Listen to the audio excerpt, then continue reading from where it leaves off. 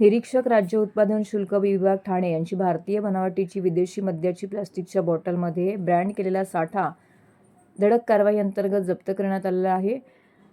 राज्य उत्पादन शुल्क महाराष्ट्र राज्य मुंबईचे आयुक्त डॉक्टर राजेश देशमुख, त्याचबरोबर सह आयुक्त प्रसाद सुर्वे यांच्या अंमलबजावणी व दक्षता राज्य उत्पादन शुल्क महाराष्ट्र राज्य मुंबई व प्रदीप पवार विभागीय उपायुक्त राज्य उत्पादन शुल्क ठाणे, प्रवीण तांबे अधीक्षक राज्य उत्पादन शुल्क ठाणे यांच्या मार्गदर्शनाखाली मिळालेल्या माहितीनुसार PM पॅलेसच्या बाजूला पेंडकरपाडा मीरा रोड ठाणे पूर्व येथे बेकायदेशीररित्या भारतीय बनावटीची विदेशी मद्याचा साठा करून विक्री केली जात असल्याची माहिती या ठिकाणी मिळाली होती. त्यानुसार त्यांनी छापा टाकला असता या ठिकाणी आरोपी नामे रामकेश सीताराम गुप्ता याच्या ताब्यातून 12,05,470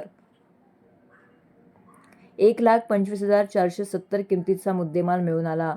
त्याच्याकडून मिळालेल्या मुद्देमालावर चौकशी केली असता त्याने भारतीय बनावटीचा विदेशी मद्याचा साठा हा एक इसम मला हप्त्यातून 1 वेळा मद्य पुरवठा करतो, त्याची अधिक चौकशी केली असता 4 एप्रिल रोजी मद्यसाठा पुरवणार असल्याची माहिती त्यांना मिळाली होती. त्या अनुषंगाने त्यांनी या हॉटेल परिसरामध्ये सापळा रचला आणि या मद्य पुरवठा करणारा इसम जो होता चेतन, त्याला सृष्टी रोड मीरा रोड पूर्व ठाणे येथे मद्याचा साठा पुरवणार असल्याचं सांगितलं होतं. त्यानुसार रामकेश सीताराम गुप्ता सह चेतन वाईन शॉप समोरील जहांगीर सर्कल सृष्टी रोड मीरा रोड पूर्व तालुका जिल्हा ठाणे येथे थांबलो असता काही वेळातच एका टेम्पोमधून मोठ्या प्रमाणामध्ये ही मद्याची डिलिव्हरी करण्याकरिता आलेल्या इसमाला या ठिकाणी ताब्यात घेण्यात आलेला आहे. या टेम्पोमधून 180 मिली क्षमतेचा रॉयल चॅलेंज विस्कीचा बॉक्स, 180 मिली क्षमतेचा DSP ब्लॅक बॉक्स असे 2 बॉक्स विनावाहतूक पासचे मिळून आल्याने या वाहनावरती कारवाई करण्यात आलेली आहे.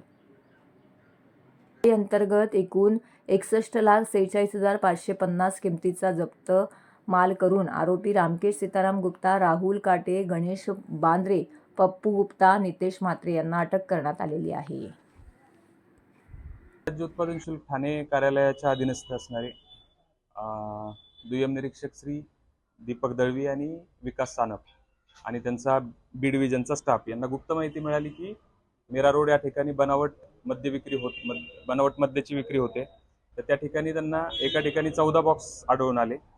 त्या 14 बॉक्सची विक्री करणाऱ्या आरोपीकडनं तपास केला असता आणखी एका ठिकाणी 2 बॉक्स आढळून आले आणि ह्या दोन्ही आरोपींना विचारणा केली असता हे मद्य त्यांनी कोणगावमधून एका ठिकाणावर आणल्याचं त्यांनी तपासामध्ये सांगितलं आणि त्यानंतर ह्या आरोपींना तपासासाठी कोणगाव येथे एका घरी नेलं असता त्या घरामध्ये अंदाजे 390 बॉक्सेस म्हणजे ब्लेंड आणि तयार मद्याचे, विदेशी मद्याचे वेगवेगळ्या ब्रँडचे असे 390 बॉक्सेस म्हणजे जवळपास 3,500 बल्क लिटरपेक्षा जास्त तयार मद्य आम्हाला तिथं आढळून आलं.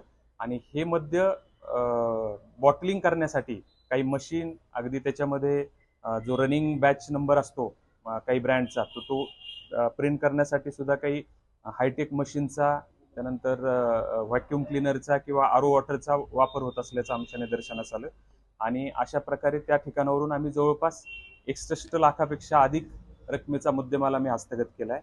आणि हा मद्य तयार करण्यासाठी त्यांनी रॉ मटेरियल वगैरे कुठून आणलं होतं आणि हे मद्य तो कोणाकोणाला विक्री करत होता आम्ही तपासामध्ये त्याची माहिती घेतो, तपास करतो आणि त्यानंतर अंतिम निर्णयास्तव जाता येईल. किती महिन्यापासून हे बनवतो?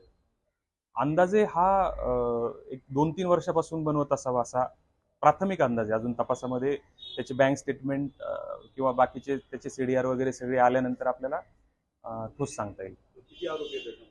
याच्यामध्ये एकूण 6 आरोपी आहे, त्यातला 1 आरोपी फरार आहे आणि 5 जणांना आपण अटक केली आहे. जिथे सेल केलं त्यांचं कारवाई करणार? हा, त्याच्यानंतर तपासामध्ये ज्यांनी हा आता तो याच्या तपासामध्ये तो कुठं देत होता तर त्याची आपण तपासणी केल्यानंतरच आपण याच्यामध्ये जे काही इन्व्हॉल्व असतील लोक आपण त्यांच्या सगळ्यांवरती कारवाई करतो. पद्धत म्हणजे काय, ते ब्लेंड कुठून आणायचे आता ते आपल्याला तपासात लक्षात येईल. ब्लेंडच्या जवळपास 300 पेक्षा जास्त आपल्याला बॉक्स मिळालेत आणि तयार मद्याच्या सुद्धा 130-35 बॉक्स मिळाले. तर ह्या ब्लेंड त्या तुम्हाला दिसत असतील त्या मशीनमध्ये ते बॉटलिंग करून ते विकायचे. आता 2 इलिगल बॉटल ढाब्यांच्या ठिकाणी, जे बुटलेगर अशा 2 ठिकाणी आपल्याला मुद्देमाल सापडलाय. आता आपण हळूहळू तो आणखी कुठे देत होता आपण तपासामध्ये लक्ष. मास्टरमाइंड कोण आहे? मास्टरमाइंड आहे तो फरार आहे. त्याचा जो आणखी एक भाऊ आहे त्याला आपण अरेस्ट केलेला आहे, काल अटक केलंय. आणि जो त्याच्यातला जो किंगपिन समजला जातो, प्राथमिक आमची माहिती अशी की त्याला आपण फरार हे केले आणि त्याला लवकरच आपण अटक करून पुढचा तपास करणार आहोत.